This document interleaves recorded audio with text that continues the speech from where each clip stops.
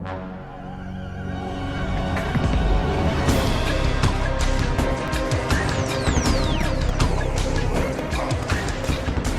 everybody, welcome to episode 6 of the Farscape Rewatch podcast. I am your host, CantWearHats, and joining me is RedNightmare. Hello! And you know what, thank God it's Friday again. Yeah, well it's probably Wednesday, but... Well, it's a rest day tomorrow, that's good though. You're right, actually yes, that is very much true. It's a rest day tomorrow. Yeah. But today, we need to work, we need to record a podcast. Yeah, we got to record this, we got to get on with it. Yep. And it's an episode, it's pretty good. I liked it. Yeah, so this does actually feature some alien planets and some alien plants and some alien people and some... It's an alien behavior. Yeah, alien behavior. Speaking of alien behavior, yeah, let's get right into it, because the opening scene is Crichton is hiding from Dargo. Because Dargo is apparently having Luxan hyper rage. Yeah, he's just standing in like the cargo hold being very, very upset and angry. Where is Crichton? Where are they? Where is he? Punches DRD. It's like, wow. Yeah. Jeez. Did they say why he's so upset? It's apparently just a phase they go through. I don't know. Mating season? Maybe. Who knows? It could be anything. The point is he's very, very angry and has been chasing after Crichton. Oh yeah, because he had been off the ship for 3 days. And it took them 3 days to find Crichton. Before I actually found him to tell him. Oh. And my first thought was like, wait, Moya doesn't have an announcement system? Just go announce to the whole ship, hey, Crichton, he's gone. He's been gone for 2 days. You can come out now. Yeah. Actually, I think he's after Crichton. I think you're onto something, because he's after Crichton just because Crichton is another male. Yeah. On the ship. And for some reason, Rigel doesn't count. Yeah, I don't know. Rigel flippantly says, well, he knows better than to try and attack me. I'm like, no, that's probably not the case. He'd squish you like a bug if he got the chance. Yeah. So yeah, Dargo's been off the ship for 3 days at this point, and they found the planet where he was at, and everyone has gone down to the planet to go get him by the time that, hopefully the Luxan hyper rage has calmed down. That's what they're hoping. Or he's killed somebody, Rigel points out. Yeah, either or. They just want... fine. As long as he's calmed down. Yeah, they just want to get Dargo back. So they go down to this planet. They have like a CG shot of coming down onto the planet in a shuttle, which doesn't look too bad. And there's this very odd structure, which is like a inverted square pyramid with stilts. Something like that. Yeah, I thought that looked interesting. And it's very clear that the area around the city is almost completely barren. Yeah, something's going on here. So we go down there, and they go into a bar. Where the most annoying music I have heard in a sci-fi series gets played. It's basically just a repeated 3 beats over and over and over again. It's okay. Just we don't want any Dutch hyper rage. We don't want that. No, it's just not pretty. No, for some reason that really annoyed me. I don't know why. It was like, come on. Yeah. Really? I mean, yeah. And also, this place that they go down to, it's very sort of dirty and grubby and very much like a working place. And John even says it's like Thunderdome. Was it Thunderdome? Yeah. I thought he referenced a different movie. No, he says, yeah, welcome to Thunderdome. And again, Aaron does not react, and he's like, Thunderdome? Okay, don't worry, nobody saw the third one anyway. Oh yeah, that makes sense actually. No, I think it was Thunderdome. And he scares Rigel with creepy stories about that movie. It's like... Listen, can't we get beyond Thunderdome? Look, we're beyond that now. So yeah, they're in the bar, and they found Dargo. And Dargo runs up to Crichton, catches him, and hugs him.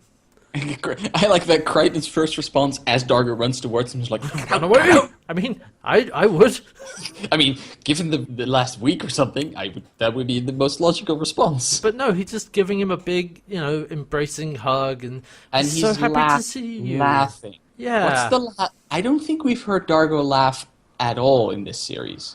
Maybe like a laughish, but maybe nothing more than that. No. Yeah. So what the hell's going on? Like, did his hyper rage go away? I guess it did. Is this the final? I like where Crichton says, "Is this the final stage of hyper rage? Getting hugged to death?" Yeah, that's quite fun. And then But no, Dargo says to Eren that he's been labouring and working and everything's okay, everything's fine. And he's no longer a warrior, and his efforts have a purpose, and he's gonna work here. Not like Eren's like, God damn it, you're a warrior, behave like one. Yeah, and then he gets drawn away by one of the female patrons of the bar. Yep. With not so subtle hints as to why she's taking him away. I'm gonna say nothing more about you. Bow wow.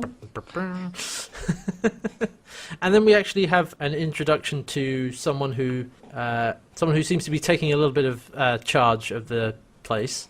Mm-hmm. Because what's interesting is that the dominant color of this place is red. Like the lights are red, the bar is red, the people are kind of red, but sort of ruddy, like they've been working in the dirt, they're wearing red clothes. Yes.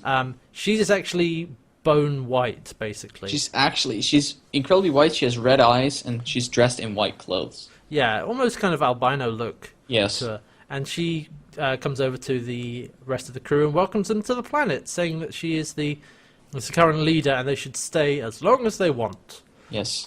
You can stay as long as you want. I mean, I liked it because in this case it's not somebody trying to sound creepy, it's just somebody trying to sound alien. I like what they were going for more than the actual execution of it. I can see that. It didn't annoy me that much. It was a little bit grating as the episode goes on, but yeah, it's very much like, I am an alien. I bring you peace. He's bringing us peace. Kill him. We don't want it. No, I didn't mind her talking that much. Anyway, so she says, you can stay as long as you want and everything will be fine. And then she sort of goes away. And then... I know what you're mentioning. Oh, God. This is... So Eren says, I don't know. I don't trust her. She gives me a woody. It's like, sorry, what? Pardon? You what? Excuse me? She's like, what's a human expression? I've heard you say it many times. Like, when you don't trust somebody, they give you the willies, Eren. It's the willies. Oh, God, the sort of misunderstanding of the... I actually find it endearing that Eren is emulating some of Crichton's speech. Yeah, that's a good point, actually. She actually likes the saying, apparently. Yeah, a bit of bonding between the two of them. It's yeah. Nice. But it's just... Oh, God. She it's gives so out of me a left woody. field. It's like, excuse me? You what? You what? So they're on the way out of the bar, and then a woman approaches Crichton and tells him that, hey, no matter what, you can't leave. No matter what they say, don't leave. Yeah, don't leave. Like, very aggressively. Yeah. So Crichton obviously doesn't know what to make of this. Then there's an explosion. Then there's an explosion, and so while they've been in the bar, they've been, just eating and drinking, and then they go back outside and something blows up. It's very close to Rigel, and it's like, yeah. He's quite convinced that there was an attempt on his life. Yeah, he says it must have been a bomb or something. And it's like, nobody knows you're here. Who would want to kill you? Yeah, and they say, well, anyone who met him. Fair. And so Eren and Rigel go back to Moya while Crichton and Zan stay on the planet and go to visit Dargo. And what I really like is that the reason Eren goes up with Rigel is because it's going to be day soon, I think. Oh yeah, no, I actually... She can't be around because the planet's quite hot, and during the night it's fine, but once the day starts, as we know from a few episodes ago... Actually, yeah, I really like this. Goddamn it. The Sebastian heat delirium. Sebastians can't stand the heat, so she needs to go up, which I like, because, continuity. Hey, we established this in this episode, we need to take this along. And I actually like that Zan says that, will you be okay, like it's going to get very warm soon, and... Eren's like, as long as it's night, I'm fine. But I do like that Zan is actually also looking out for her. Yeah. And saying, like, are you okay with the heat? And so, yeah, it makes sense for her to go back with Rigel. So, yeah, Eren and Rigel have gone back to Moya. Crichton and Zan have gone to visit Dargo. And something weird is clearly going on. And they want to get him out. They want want him to come back to Moya, you know. He's way too cheery. He's gone way too far the other It's way. like, who the hell is this? What have you done to Dargo? Dargo is normally, when he's not hyper raging, he's normally at least a little bit grumpy and you know, surly, but he's just like, yeah, stay as long as you like. Everything's cool, yes, man. come in. Give me a hug. How are you doing? Tell me all the things that occupy you. It's like, excuse me? Wait, what? Yeah, it's weird.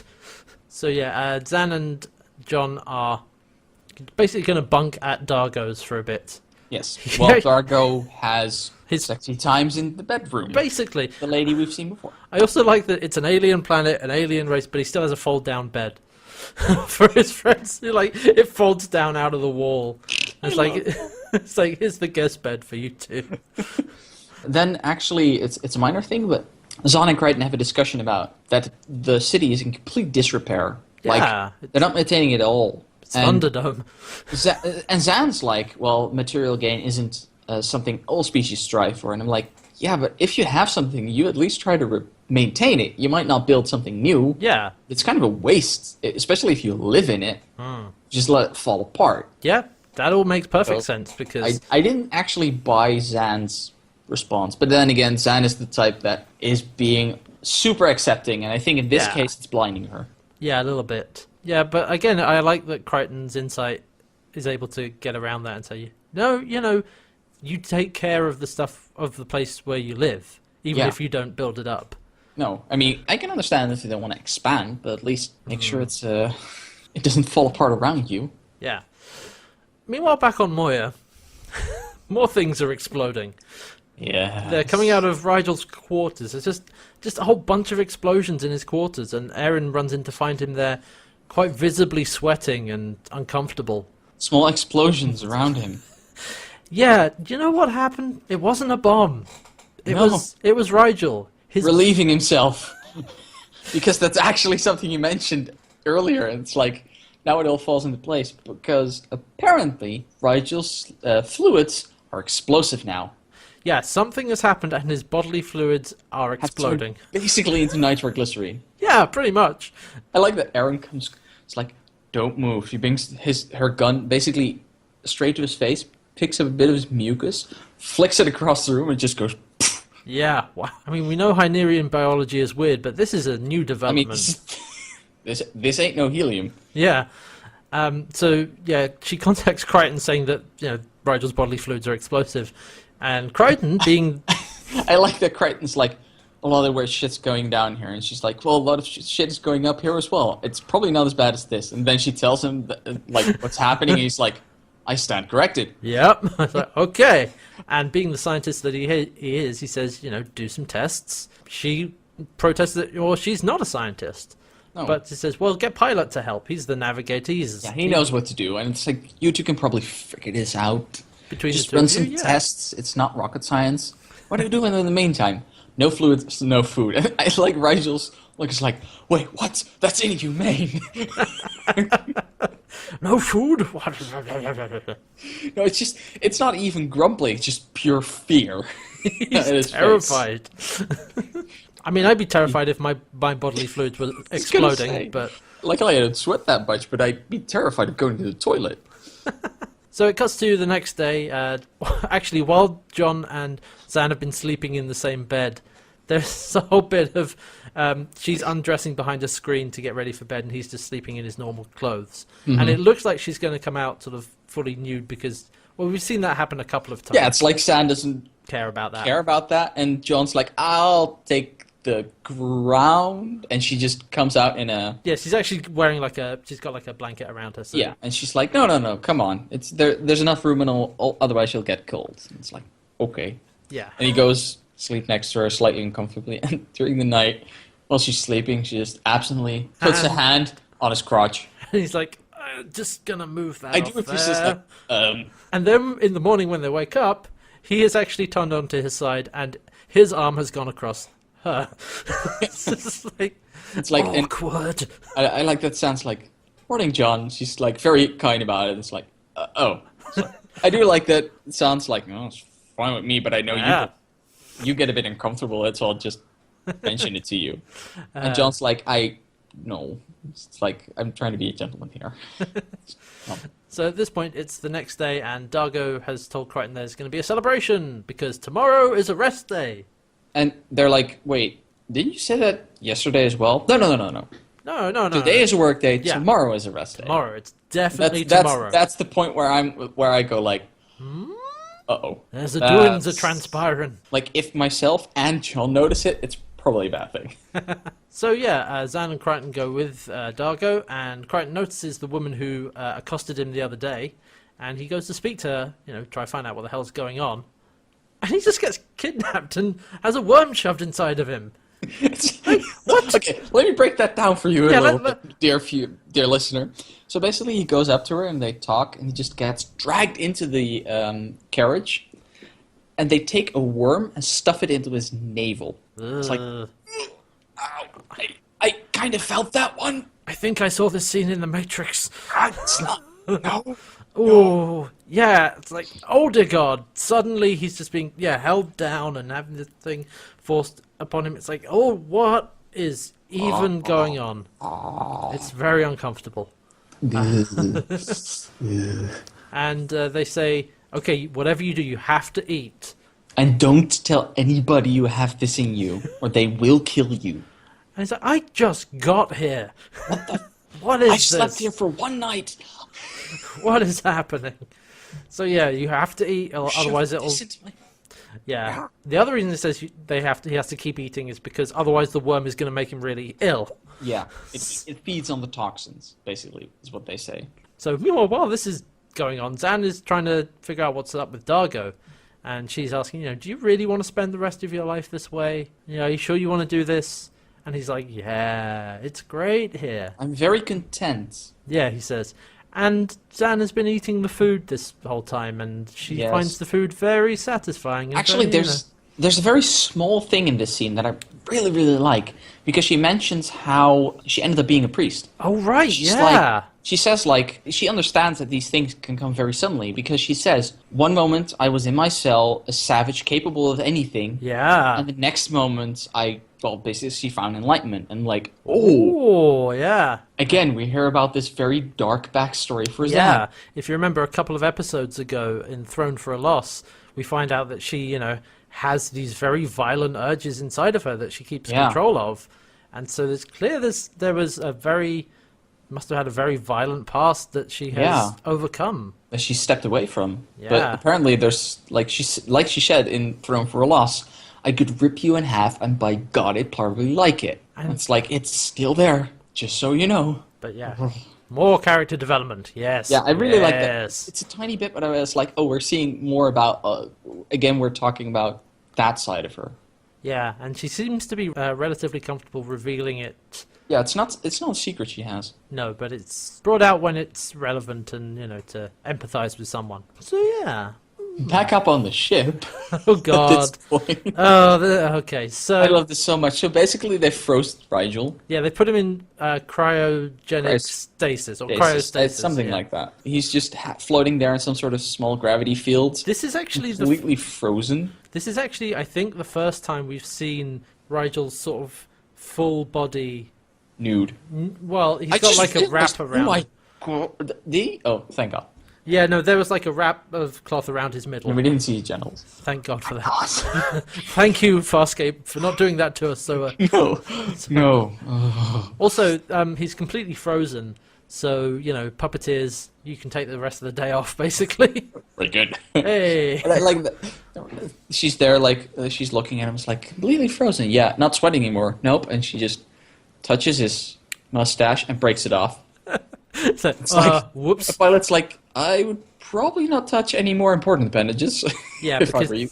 Yeah, because she's trying to figure out how to do all of this stuff, like the tests that Crichton said, she should do, and she's got Pilot on the comm to try and help her out, because, she's a soldier, not a scientist. No, and she's getting very frustrated with it. Yeah. And again, we get a nice bit of character here, because Pilot says, look, you need to try. And it's like, well, this stuff comes natural to you. And it's like, no, it doesn't. I have no idea what I'm doing either. No, that's not exactly what he said. It's no. like, I work very hard on this. It's not something that comes natural to me. And he actually tells her that he's not as smart as he's letting on. Like, the rest of the crew thinks because he has this big data archive at his disposal, and he's yet still unable to...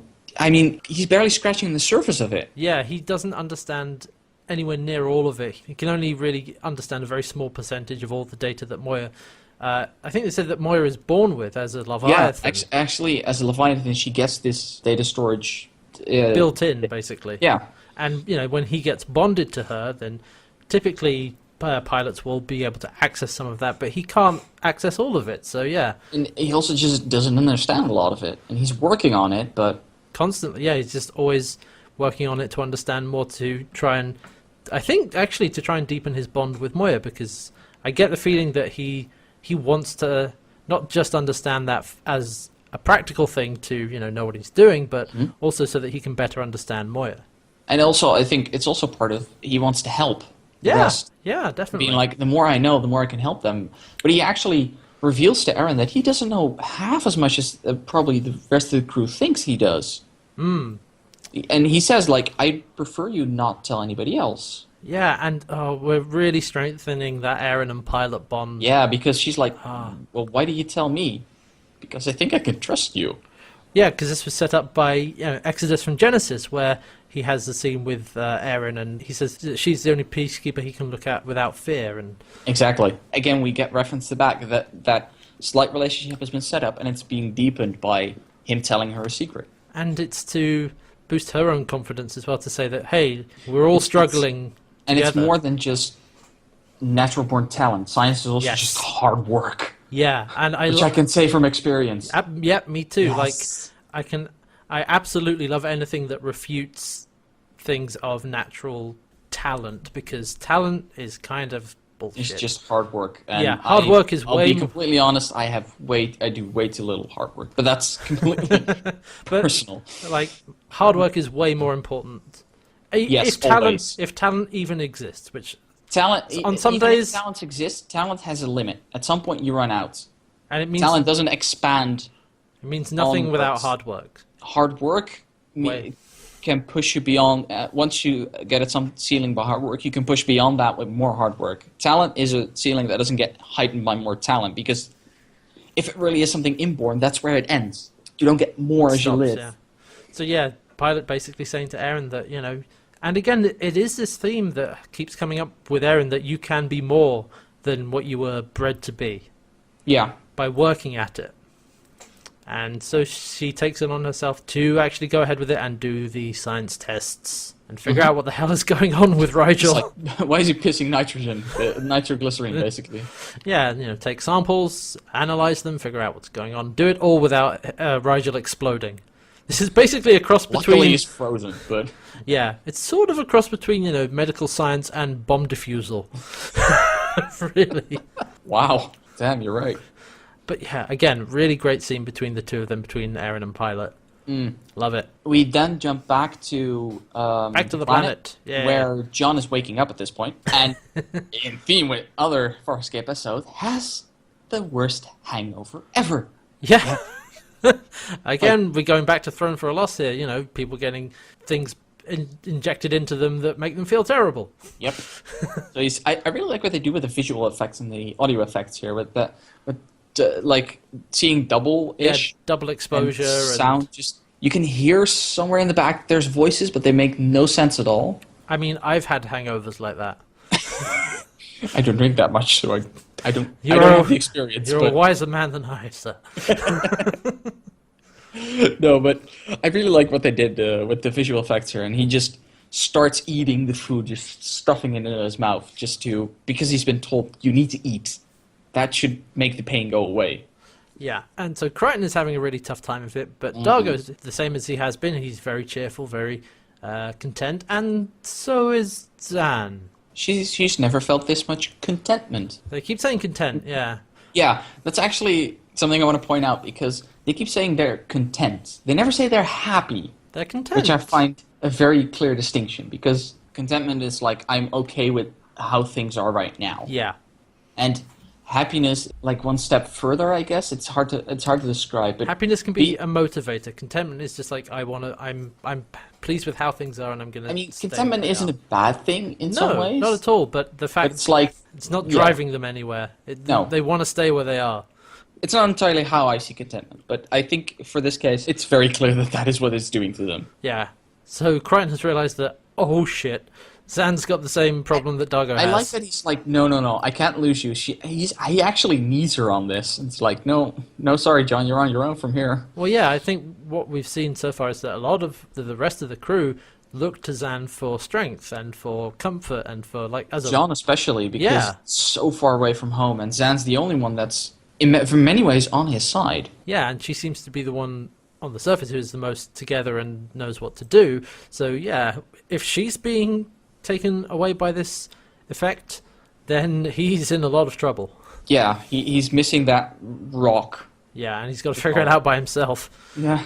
But because he realizes that Zan is under the same influence that Dargo is, he can't tell her what happened to him. He can't tell her about the worm or anything else. No, they ask like, they did something to me. What did they do? You know what? Never mind. Don't even worry about it. Don't even worry about it. It's fine. So yeah, they go to the celebration because tomorrow is a rest day. So they go into the celebration in the bar from where they've been before, and the woman who is named Tanga, by the way, the woman who grabbed Crichton the first time, grabs him again. And her father is there as well, who was one of the guys who injected him or put the worm into him. And they're kind of explaining a little bit about what's going on because Crichton would like to know. Yeah, no, really.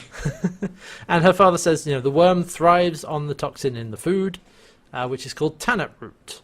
And so it keeps him immune from the effects. Yeah. Because clearly what's been happening is they're farming the tannat root, they're eating the tannat root, and the tannat root is making them docile, basically. and very obedient. Yes. And for some reason not making them realize that they're basically always one day away from the rest day. Yeah, it's some kind of definitely. Which never gets explained, actually. It must just be like a command given to them. It's like, don't worry, tomorrow is a rest day. They're not themselves. Yeah, but the next morning, for some reason, they know it's a work day. I'm like, don't worry about it. Doesn't make any sense to me. I'm sorry. It's like maybe it's subliminal messaging. That could be the case. Actually. Something like that. And they say to Crichton that, okay, you have to act like you're affected, otherwise people are going to figure this out and try and kill you. Exactly. Some people on the planet are actually naturally immune. They don't know why, they just know that they are. So then Volme, who is the white sort of albino woman from the beginning with the red eyes, and actually she dresses in white as well. Mm-hmm. She comes over to speak to John. And so he puts on the act of, yeah, man, I love it here. I'm so content. He actually does a peace sign as well, like, hey. What I really like is that when he meets her for the first time at the beginning, he does the peace sign as he gets introduced, and I like that when she meets him, she does the same sign. It's like, aw, she remembers. Yeah, it's nice. But she's also very interested in Moya, or his ship. Yeah, it's like, how big a ship is it? Could you, put things in the cargo hold? How many things? Yes, it's a very big ship. What I like is that John doesn't lie because he thinks, all right, let's follow this and see where it goes. Yeah, I like that John's like, okay, I'll see what game we're playing here. I'll play along for a bit. So yeah, at this point, Aaron has contacted John and has told him about, Rigel's body is turning explosive because of the food. Yes, possibly. Basically what he's eating has turned all his liquids into boom, boom stuff. Because, it's clearly the toxin in the tannat root, which is making everyone else docile, is acting weirdly with his Hynerian biology. Doing the opposite to Rigel's fluids. Those fluids are no longer docile. They're rebelling right now. I also like that she's slightly talking about all the things she had to do and the slight frustration she has with that. And you can see John smiling slightly at that. It's like, oh. Because remember, John's the scientist, and he's like, I remember that in, university or, my... Yeah, but also, he's also realizing, she's actually doing this. Oh, it's actually kind of cool. And yeah, John then confronts Tanga again. He pulls her into the carriage this time around. And like, it's like, you want to scream? You want to draw attention to us? I don't think you do. It's like, okay, how do I get this thing out of me? How? Are you not saying anything because you don't want to tell me or because you can't get it out? I mean, that's the impression I got, that it's like, you can't get it out. I think the important part is you really don't want to take it out. Yeah, at least not while you're still here. Yeah. And we get some more backstory about what is actually going on here. She says that the others, quote, brought the food here, the Tannet root. Yeah. And they return every half a cycle, so for those keeping score at home, that's half a year. Each 6 months or something. Yeah, to collect the food. And Volmay, who is the leader, was selected as their leader, and she has the worm. Basically, she was selected at random, apparently. Yeah. It's like, You'll do. you get to lead. It's like, excuse me. And Tanga's father is actually very ill, and she's afraid that he will die soon. I like that she goes to him in the fields and helps him, and it's like, look, you need to stay up. You can't lie down. And he's like, no. Just let me get discovered. I'm like, I don't want to be rude, but if they find out your immunity is natural, they're probably going to grab the people genetically close to you, which includes your daughter. But he's very clearly absolutely exhausted with the whole thing. And he's an old man, and he's at the end of his energy. Yeah. So, after the celebration, because... there's another celebration because tomorrow's a rest day. A rest day. Yeah. Volmay invites Crichton to go out for a walk. And she's talking to him, what's it like in space? How's space? I've heard it's cold. We've covered this. It's not. I was going to say. Damn it, we've been over this. I have that very big in my notes. It's like, capital letters, space, not cold. We've been over this. If you want to catch up, you just go back to Exodus from Genesis. It's all explained there. Yes.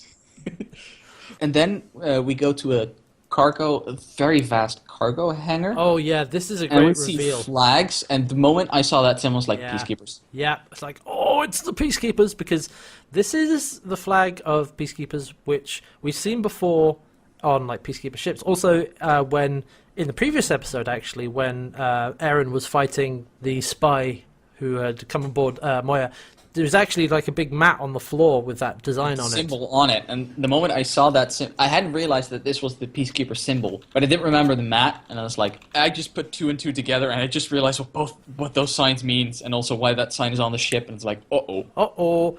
So yeah, the Peacekeeper symbol, for those of you who may not be watching along, it's basically there's a red triangle going into a sort of open hole. It's like a white background. It's divided in roughly in half at about 45 degrees between white and black, except the black side on the right has got a big white hole in it, and so there's a red triangle going into it. Yes, basically. You can probably find it. If you just search for it, you'll find a very clear image of it. But we see that that's on the flag on these big long.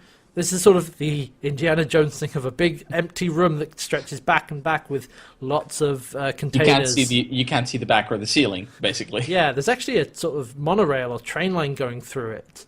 At one point. I just realized that means it's probably insanely big. It's massive, and so it's full of all this Tannet root that they're apparently farming for the Peacekeepers. Uh-oh. I like that, John, as she's asking, like, what's space like? I guess a ship could be also a home. And I like John's really playing up the I'm very content. It's like, oh, I love it here. It's like stonewalling her by being so obsessively ignorant. Like laying it on thick. Happy. It's like, you can actually block a few questions with that. Just being like, it's a whole... But I like it here so much. It's like, playing smart. I like it. I like it. Yes. So yes, she's asking, how much of this cargo could you take? So she can sell it off, because it must be valuable. Because here's the thing, like, all they know is that they farm it and that the Peacekeepers come and get it. Yeah, the Peacekeepers want it. They don't know what they want it for. But Volmay has quite rightly assumed that, well, it must be valuable. So what she's trying to do is basically steal a ship, load it up with cargo, get the hell out of there, and sell it off. Yeah, basically get rich on their own. Yeah, which I guess is understandable to try and get out of that, but she doesn't seem to want to take anyone else with her. No. So, yeah. Tiny bit selfish. So now Aaron and Rigel have joined Crichton back down on the planet. Yes, because he's asked them to come down. Yeah, because he's like... He has a plan. Oh, God, Crichton. And Crichton commits one of the dumbest tropes in television and film. I don't have time to explain what's going on. Yeah, that's actually pretty... Well, to be completely fair, he doesn't say it because, like, I don't have time to explain. He's also like, I don't feel like explaining because I'm having a shitty day. I don't feel like going through this whole conversation, having a discussion with you if it's a good plan or not. It's like, Yeah. I have a worm in my gut. I have slept horrible for 2 days. It's just, I've been keeping up this act. No. I'm sorry. You do what Can you shut up and follow my lead on this for once? Do what I tell you to do. And Aaron actually rightfully goes like, tell me what's going on. and also, you think this is complicated? And she starts completely ranting about all the things she had to do. And it's like, I have all these pieces, but the enemy was trying to kill me. It was a set of puzzles, and it was pretty complicated. And I had to use my brain for once. It's like a field exercise. And John is getting very amused by this. It's like, oh, you turned in your pulse rifle for the junior chemistry kit. I think he's very amused by Erin being out of her depth. Yeah, but he's also genuinely, I think, proud or happy for her in some way. No, he is, because, again, like, he was the first person to say to her that she can be something other than the peacekeeper she was bred to be. And that's what she's doing. She's doing that with help from Pilot and so on, but, yeah. Yeah, I really like John being quite happy about this. He's like, oh, but that's pretty cool, actually. Yeah. Good work. But I do think, I'm pretty sure, like, during this, he's like, okay, I don't want to explain, I also don't have time to explain, then, okay, in the amount of time that it took for both of you to rant about what's been going on with the two of you, you would have had plenty of time to tell Erin exactly what was going on, and she probably would do what you were asking. Well, at least it's not the Destiny I version. don't have time to tell you why I don't have time to tell you stuff. I will... That's a discussion for another podcast. Someday, I am going to rewrite that entire script. That is still on my list of things to do. Especially because of that freaking sentence. It's okay. Dutch hyper rage, calm down. But, what John wants, really, is he wants to get Dargo and Zan back and get out of there. Yes. So he goes to the party. Yeah, he goes to the party again because tomorrow's a rest day. And I like that. And he's sitting on the bar, and Volmey's like, I want you to bring down the other two immediately. And it's like, oh, they're already down. Ah, great. Bring them to me. And she's like, nah, not gonna happen. Yeah, and she's like, excuse me? Pardon? Yeah, so this is the point at which John is like, all right, no more messing around. I love that. I love this scene. Because I was hoping that was going to happen. That at some point she commands him, is like, nope. It's like, no. Nope. So she gets mad. Zan and Dargo are like, hey, what the hell are you doing? Because they've sort of taken it outside. Yes. And they're confronting her in the street. And Aaron is there pointing a pulse rifle at Volmey, and it's like, give us back our friends. But Zan and Dargo are upset about all of this, saying, hey, this is our home now.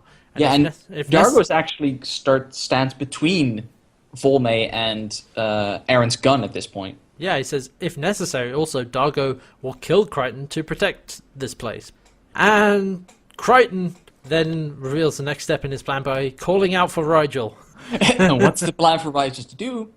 He pees. He pees on everybody. And this isn't just like a gesture of defiance. They didn't completely flush out all of the toxins, so his pee is peeing fire.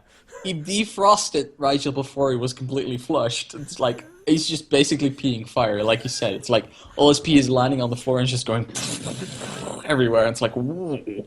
Nice fireworks display. And Dargo is completely confused, shell-shocked almost. And I like that's like, thank you for that display, Rigel. So, you see, the tannate root, when you mix it with the right chemicals, turns into a weapon. Yeah, Aaron points out it's the same thing that fuels her pulse rifle. Shotgun oil. Shaken oil, yeah. I know. Shaken oil. Okay. I know it's shaken oil, but I heard that's shotgun oil. Come on. It's just a way too easy step to make. But Volmey says, no, wait, they told me it was used for food. And Crichton says, nope, they're lying to you. They're lying. And she's like, even then, like, we can't do anything. And Aaron's like, well, I can tell you how to turn the root into shaken oil. You can probably make these guns yourself. Yeah, that's the thing. It's like, okay, even if we can turn the root into chac and oil, we don't have any weapons. So John says, well, make some. Like, you are not so useless that you can't do that. You have the power to do it. You've just been told that you don't. And I like that the old man now shows up and is like, we did it before. Yeah. We used to do this. Yeah, okay. Because this is something that is brought up, is that this planet didn't... This isn't where, like, the Tannet root natively grows. No.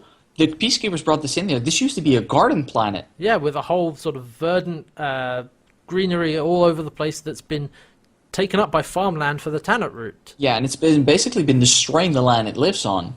So they're like, look, we can fight back. We used to do this. We used to make weapons. We can fight back. And Volmai is like, no, we can't do this. We're, like, they control us. And John's like, no, you control this yourself. Yeah, you have the power to do something about this. Yeah, and actually at this point, Darg was shell-shocked because he just realized these people are working for the Peacekeepers, and that, no matter how strong this root is, that just... I do like that it shocks him and Zan out of it to be like... And everybody else for some reason. Yeah. So I'm like, I mean, I assume everyone else knows broadly what the Peacekeepers, who the Peacekeepers are. You'd expect them to figure it out the moment the Peacekeepers show up every half cycle to pick the stuff up. You're assuming that they show up as Peacekeepers. That's fair. That's a good point. I also like what Crichton does here is that he says, okay, it's your choice. It's up to you. You can start rebuilding tomorrow if you want to. And, from Tanga's father appeals to her, but she just says, no, we can't do it tomorrow because tomorrow is a rest day. Is a real rest day. An actual rest day. It's like, I've been working my people to basically do other exhaustion. If we're going to fight back, we're taking the day off tomorrow first. It's like, okay, yeah, not messing around this time. Like, for real, an actual rest day for once. Yeah, and I really appreciate that. It's like, okay, you've been working hard enough. If we're going to do this, everybody just gets an actual rest day first. I also like that it kind of is a bit of a fake out of like, yeah, no, I also like that. Not tomorrow. It's like, oh no, because tomorrow's a rest day. It's like, hey, a real actual one. Like, yeah. I really appreciate. I love that one as well. And so now they, of course, get Dargo and Zan back, and they can leave. Yeah, hooray! You get some fun exit scenes actually here. Yeah, a lot of good stuff in these last scenes. Well, because we head back to Moya. Because actually, it turns out you can get the worm out of Crichton. It's not. Yeah, it's actually quite easy. But it's not pleasant, but Aaron does it in this case. Even they don't even need Sam for this one. Aaron does it. Yeah, it's like, there we go. That was just as easy as they told me. Huh. So yeah, it seems like earlier on that Tanga just didn't tell John how to get it out. It's like, no, we need you right now, but. It's removed, so everything's fine. I like that Rigel, and because both Rigel and John at that point have been under Aaron's care, and John's like, "What's up with her?" When she thinks she's a scientist now. And then she tells both of them to stop sulking and get ready to save your asses. Shut up. Yeah, and get ready for Starburst because we're getting out of here. Yeah. But yeah, actually, she seems very pleased that she triumphed. She says she, triumphed for once using her mind. I like that John's like, it doesn't have to be this once.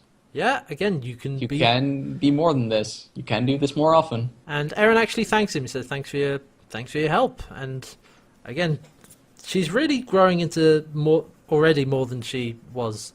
Yeah, she's already... I mean, even if this is about the level of chemistry she ever reaches, it's probably more than most peacekeepers can muster. It's like... Yeah. And I also like that as John leaves, that actually Aaron's like, look, I'd let Dargo come to you. Don't look him up and talk to him about this. Just let him come to you. And that's, again, she's giving him some very useful advice. Yeah. Like, look, I'm a soldier. He's a soldier. I know how he thinks.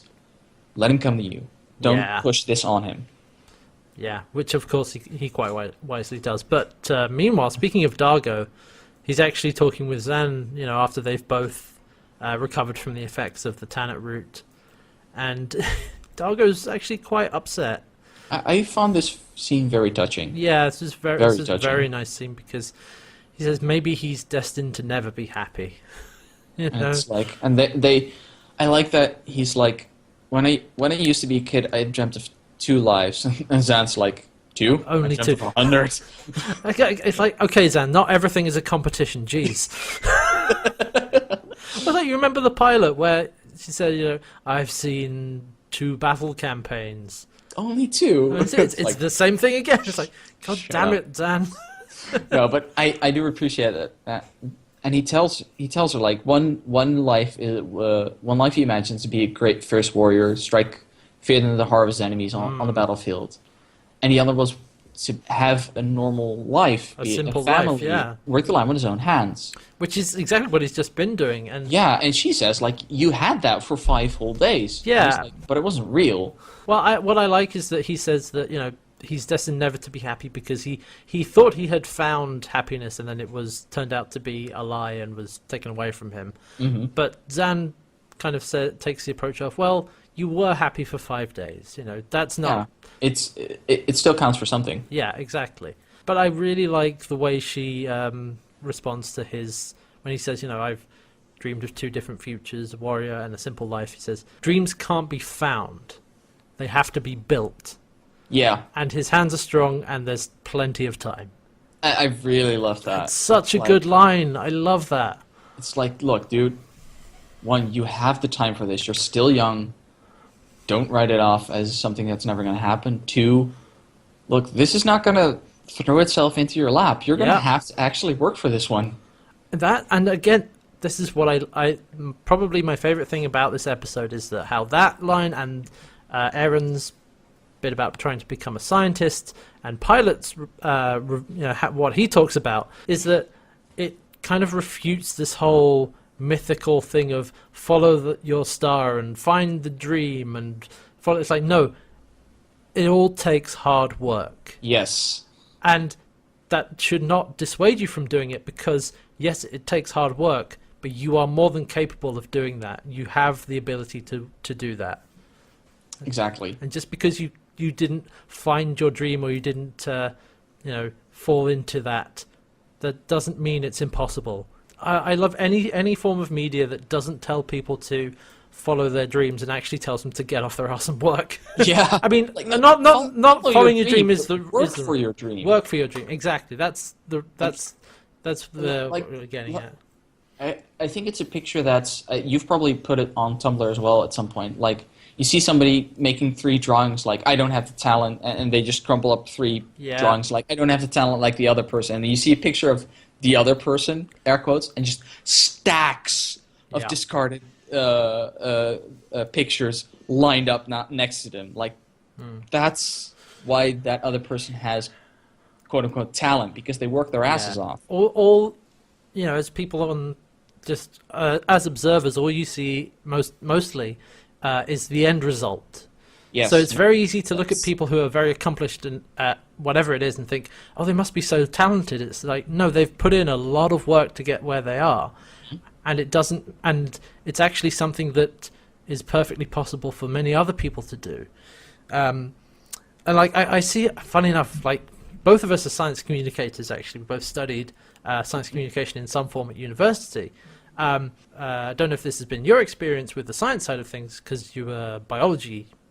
Mm-hmm. But when I told people that I was studying physics, a very common response was, "Oh, I could never do that. Like that, I could never study that, or I could never do this, or it's like I wish I was good at drawing, or I wish I was good at math." It's like all of those things take work. Yeah, and it's like. And I want to grab those people and say, you are capable of this. You're more capable than you think you are because you've been fed this myth of people are super talented and don't have to do hard work. It's like they do. I'll actually tell you a story about how I found that out, because I coasted through the entirety of primary school and secondary school, a large part of secondary school on talent alone. Yeah. I didn't have to work that hard. And I bumped into, and I know you always, in academics, in studying, you always bump into that one. Yeah. Because I think it was basically secondary school 6 years here, if you go for the highest tier. Mm-hmm. And I bumped into it in my 5th year. I did not pass that year, because at that point, my talent basically wasn't able to keep me up there. I didn't pass that year. I was bummed out like hell. Yeah. But that taught me, like, look, you're going to have to work you're going to have to work. I mean, I'm not going to say I work my ass off as much as other people, because I don't. I have seen people who work twice as hard as I do, and I'm glad they get further along than I do, because I feel very bad if they didn't. But at that point, I realized, like, look, your talent has run out. You're going to have to start working for this. And sure, I'll admit, biology, I have that twist in my brain which allows me to see some connections faster than other people. Sure.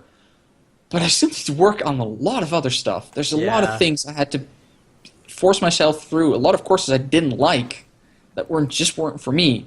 You just need to brute force your way through. You need to work on those. Yeah, and just again, I really like that. Seems to be, or at least what I took out of this episode. The message is that hard work trumps talent every day of the week. Talent, dreams, whatever it is, you have to work at it. Yeah. And so if you feel that you haven't found your dream or that you're not talented, it's going to take work, but it is something that you can do. I mean, something I've realized is that sometimes you just don't want something enough that you're prepared to put the work into it, and that's like, well, then it might not be the thing for you. Absolutely. And there are things that I wish I was there's things like I wish I could do that, but then again, I also realize I'm not prepared to put the work in, so I probably don't want it enough. Yeah, exactly. If you do really want something, you will be prepared to do all the work to do it. You should. And you should do, because it's it's something you want. But you also need to realize that you probably can't do everything. No. And it's also in what Crichton says to Volmay, because they're convinced that we don't have the ability, we can't fight back, we don't have his... And he doesn't actually say, we'll give you weapons, or we'll give you this, or we'll find this for you. It's like, no, you can. You are capable of this. Yeah, I think that's a very good note.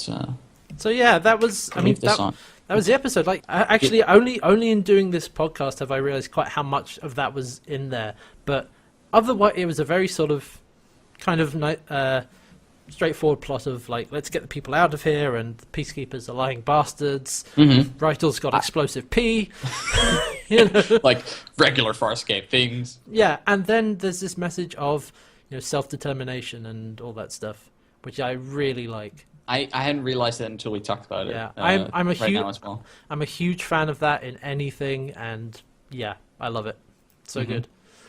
Yeah. So yeah, what do we want to give this episode? I was gonna go for 4, but I'm slightly edging towards. I think 4 is probably about right. Yeah, I think so. I think it's a high 4 because of that message.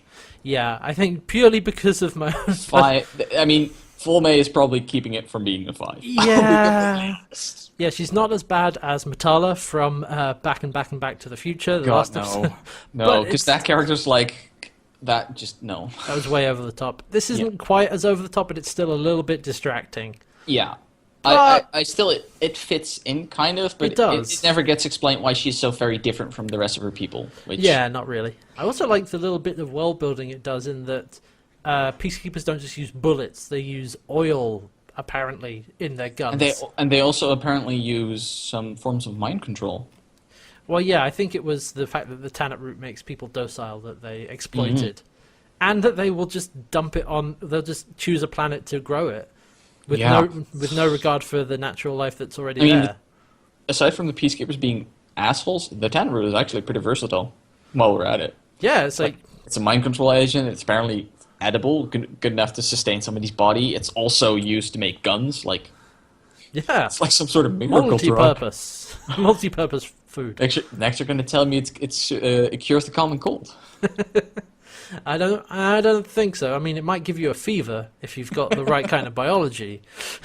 Fair. But yeah, this was a good episode with, I think the standout parts were absolutely the bits at the end with Zan and Dargo, and the bits with Pilot and Aaron. Yes, I think very much those were my favorite scenes. I mean, I have a soft spot for Rigel peeing fire because that's hilarious. Let's just say it's a good third. I'll take it as a very good third. Yeah, but those two scenes are very... can I just say how much I love that they're doing... How much they're able to do with that sort of small amount of time. Character moments, and they don't need to more than these. If they keep adding them in every episode, you can build these arcs over a season. Yeah, and It's like, this is my jam. I'm into this, and God, yeah, this was a good one, and like I said, we're on a roll. We're on a train of enjoyable, good Farscape episodes. Yeah. And this is season 1, and this was episode 6. If they keep this up, I might end up. We're gonna need a bigger podcast. Lowering my score because they end up being like, this just becomes the average. Yeah, I mean, maybe we'll extend the score so that it's out of 10, but keep the ratings from the original. I hope not. I don't know if that works, but we'll figure something out. Yeah, we'll figure something out. But yeah, that was thank God it's Friday again. Next up after this is hello, PK Tech Girl. Yeah. And for those of you playing along at home, PK, well, you can probably figure out what that stands for. Peacekeeper. So I think this is going to be an Aaron-focused episode. I can dig that. Can you say character growth? Yay!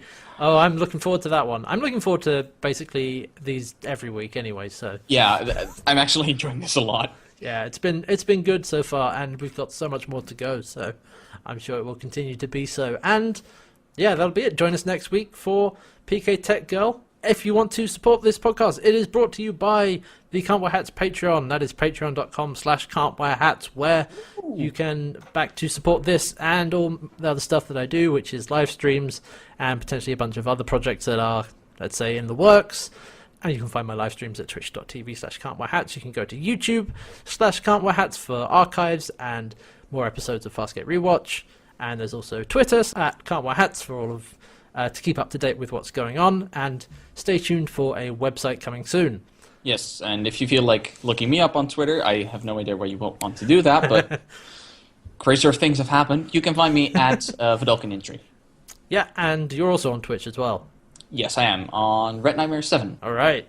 So that's where you can find both of us. And as always, I've been CantWearHats. I've been RedNightmare. And that's been the Farscape Rewatch, and we'll see you next week for PK Tech Girl. But don't worry, everybody. Tomorrow is a rest day. Yes. Goodbye for now. Goodbye.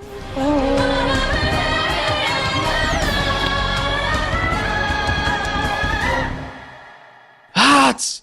Where is he? Oh, God. Bring me Hats! Shh, I'm hiding. It's the Dutch hyper rage. Oh, God. Oh, shit, I think he saw me. Ah!